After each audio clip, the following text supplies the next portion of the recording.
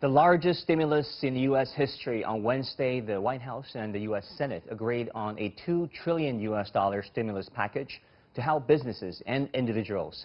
Will the measure be enough to cushion the impact of the coronavirus? And how's the U.S.-China trade war affecting the battle against the virus itself? To discuss all these questions and more, I'm joined in Shanghai via Skype by Jimmy Zhu, who's a chief strategist at Fullerton Research. We also have in Memphis, Tennessee, Professor Josef Mahoney from Shanghai's East China University. Professor Mahoney, $2 trillion, that is a massive number. Think about it. That's twice as many as the stimulus package in 2008, 2009. How useful could this stimulus package be this time around? You know, I think the first thing to note is that clearly a very serious action was needed. And one of the lessons that was learned from '08 was that you need to go big and go big early.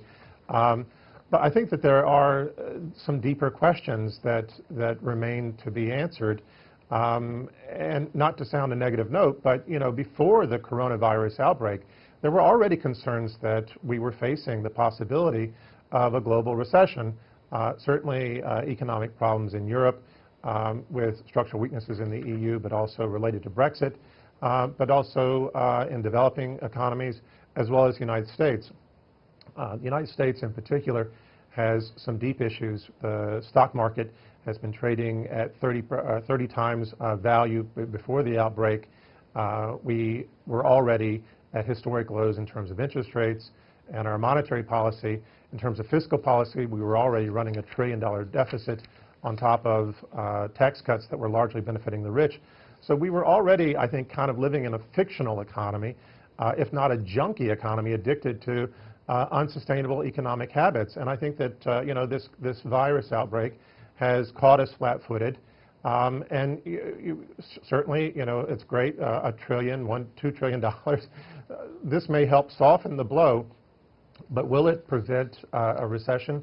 I don't think so. Can we or should we return to normal? Probably not. Well, Jimmy, I want to go to you. $2 trillion. This includes direct payment to a large number of American citizens, as well as loans to America's small and medium-sized businesses. Do you think the stimulus package makes good economic sense to American businesses and individuals? Well, at this moment, I think the stimulus is able to prevent from some shocking in the near term, but in the long run or in the midterm, I think if the virus continues to spread, probably it's still not enough, because now all the business close the operation, all the consumer probably stop spending because their jobs also a bit insecure. So when the confidence is not there, I think that the economy probably is very difficult to run away from the recession at this moment. And the tough thing is, the central banks and the policy makers never have some similar experience to handle such thing in the past, when all the trouble is from the financial markets, the financial system, but this time it's obviously not. Well, Professor Mahoney, Rob Lighthizer, U.S. Trade Representative, said that tariffs on China are not hurting America's response to the virus. Do you think that is true? And do you think the U.S.-China trade conflict is in fact hampering America's efforts to fight the war of the virus? Well, I think that there are 3 points. The first is, you know, the trade war has always been sort of a political theater for a fictional presidency. Before this outbreak, we had one of our chief foreign policies was to blame China for whatever had gone wrong in the United States. And once the outbreak came, it was again blame China and blame China. So, you know, I don't see in this moment, in this narrative that has been established by the current leadership, that there's going to be any incredible incentive to lift it, even though before the outbreak there was a lot of evidence that the trade war was already hurting both China and the United States and the larger economy. And anecdotally, there have been a lot of reports that access to supplies and other things needed for the controlling the outbreak have been hurt by tariffs. So I don't think that I think that Lighthizer has stayed on message, in terms of supporting his leader, but I don't think he's being realistic or honest. Well, Jimmy, do you think the coronavirus pandemic will eventually bring the two largest economies of the world closer together? For example, a reconsideration of tariffs, or do you think, well, the current political tensions deriving from the pandemic will only drive the two economies further apart, fastening the process of the so-called decoupling? Well, everything is very uncertain at this moment. I think before the virus to get eased, I think both countries will work together to come up with the solution or do more economy coordinations. But probably in the futures, I'm not very sure. But currently, the U.S. debts and the fiscal positions, probably the fiscal deficits, probably will be pretty large. So definitely, I think the Trump administration need to look for the fiscal revenue. So such a big hole, probably I'm not surprised if he escalate the trade tension with China again, just looking for some fiscal revenue from the tax side. This I think we need to monitor that. Well, the economic impact is real. It's serious. I want to show you what the IMF Managing Director Kristalina Georgieva tweeted recently. He told the G20 finance ministers that the global economic outlook for 2020 is expected to be negative. We will face a recession at least as bad as during the global financial crisis or worse, but we expect recovery in 2021. Countries should take actions.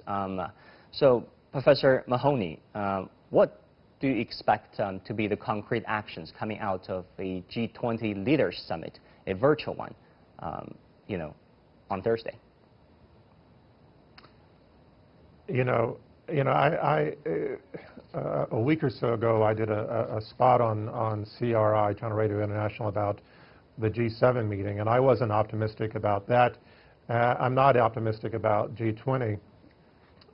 Again, as was noted in your earlier segment with your gentleman from the EU, Spain and Italy, we're not even seeing cooperation in the EU. So I have to really question the extent to which, and given the tensions between China and the United States, it's very difficult to imagine much coming out of that positively. But Professor Mahoney, don't you think that a time of crisis like this will only highlight the urgency and necessity of countries coming together and working together? You would think so, and you would think that it would be understood that a global pandemic, more than any other event, that not only threatens the economy but human health and political well-being, that this would be a signal event that would indicate that global cooperation is vital. A number of scholars have pointed to the fact that outbreaks like this are likely related, if not this one, then generally speaking, likely related to issues like global warming. And we've been unable to come together and work on issues like that. We're not working together yet on the coronavirus outside of, as was noted, some countries providing some support in ways that run sort of counterintuitive to what we would think would be happening in the West. So yes, you would think that this would be a signal event that would teach us that decoupling is a gross mistake. But on the other hand, from what I'm seeing in the United States, it's actually accelerating calls for and desires for decoupling. So it seems that we're moving in precisely the wrong direction in many respects. That's really unfortunate. Jimmy, what specific economic actions do you want to see coming out of the G20 Leaders Summit? I think at this moment, what the policymakers can do is to prevent with the debt crisis. I think that will really bring to the financial crisis, which is not happening yet.